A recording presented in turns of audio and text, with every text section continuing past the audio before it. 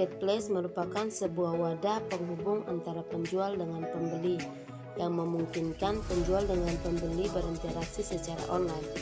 Dunia marketplace di Indonesia telah berkembang dengan pesat dalam 1 dekade terakhir. Telah banyak bermunculan perusahaan-perusahaan yang memanfaatkan tren marketplace. Mayoritas marketplace berfokus terhadap komoditi barang kebutuhan sehari-hari.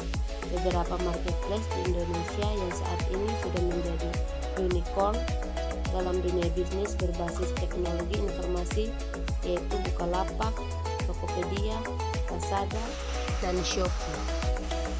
Peluang marketplace akan dibuktikan dengan analisis bisnis dengan menggunakan metode pengembangan Scrum. Scrum merupakan sebuah metode iteratif yang termasuk dalam metode agile dalam cara pengelola dan menjalankan sebuah proyek. Proyek yang paling tepat untuk Scrum adalah proyek yang memiliki deadline yang agresif, tingkat kerumitan yang tinggi, dan tingkat kebaruan yang tinggi bagi para member tim.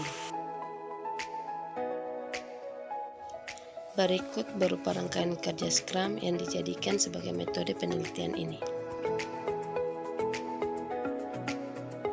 Kerangka kerja Scrum yang pertama adalah user stories.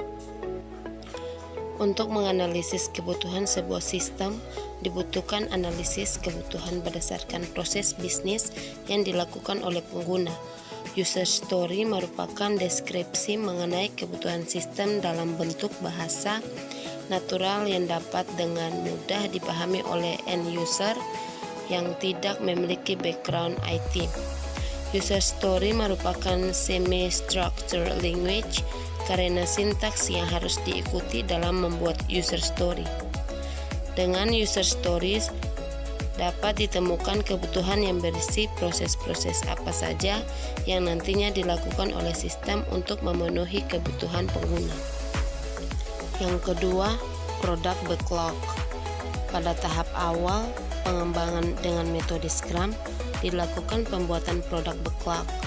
Produk backlog adalah daftar segala perintah atau kegiatan yang mungkin diperlukan dalam produk dan merupakan sumber tunggal persyaratan untuk setiap perusahaan harus dibuat dalam pengembangan produk. Produk backlog berisi daftar semua fitur, fungsi, kebutuhan, penyempurnaan, dan perbaikan yang merupakan perubahan yang akan dilakukan untuk produk dalam rilis mendatang.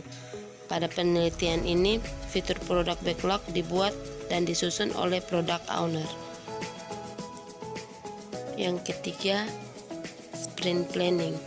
Sprint planning dibuat untuk merencanakan kolaborasi pekerjaan yang dapat dilakukan oleh tim Scrum. Pada sprint planning membahas tentang hal yang akan dilakukan untuk meningkatkan hasil yang diperoleh dari sprint tersebut. Pada sprint planning, keluaran yang dihasilkan adalah berupa sprint backlog. Sprint backlog ini berisi target modul-modul aplikasi yang harus diselesaikan pada setiap sprint. Isi sprint backlog merupakan bagian dari product backlog. Pada penelitian ini, sprint plan dilaksanakan dengan tim pengembang menentukan jumlah fitur yang dikerjakan selama satu sprint berdasarkan produk backlog untuk dijadikan sprint backlog. Yang keempat, daily Scrum. Tahap ini merupakan praktik untuk memantau kinerja dan mensinkronisasi pekerjaan. Setiap hari perlu diadakan stand-up meeting untuk melaporkan hal yang telah setiap anggota tim kerjakan. Selain itu, juga pada akhir meeting dibahas waktu penyelesaian dari masing-masing fungsi untuk mengetahui waktu penyelesaian yang telah diperbaharui dan mengetahui sisa pengerjaan yang harus dikejar pada sisa waktu sprint berjalan. Pada penelitian ini, daily Scrum dilaksanakan dengan peneliti mengerjakan fitur berdasarkan sprint backlog yang telah dibuat. Yang kelima, ada sprint review. Sprint review diadakan di akhir sprint untuk meninjau keperluan untuk merubah atau menambahkan produk backlog. Pada pertemuan ini, tim Scrum dan stakeholder yang terlibat berkolaborasi untuk membahas hal-hal yang telah dilakukan pada saat sprint. Pertemuan ini bersifat informuliral, diawali dengan presentasi dari tim pengembang untuk mengumpulkan masukan baik dari tim Scrum maupun stakeholder, sehingga menumbuhkan semangat untuk berkolaborasi lebih baik. Pada penelitian ini, sprint review diadakan dengan menyampaikan masing-masing pekerjaan yang telah dikerjakan pada saat sprint berlangsung. Setelah itu, dilakukan diskusi untuk memberikan solusi terhadap permasalahan yang dihadapi oleh tim Scrum. Dan yang terakhir, retrospektif. Tahap ini dilakukan oleh seluruh tim Scrum untuk meninjau kegiatan sprint yang telah selesai dilaksanakan agar dapat meningkatkan kinerjanya pada sprint selanjutnya.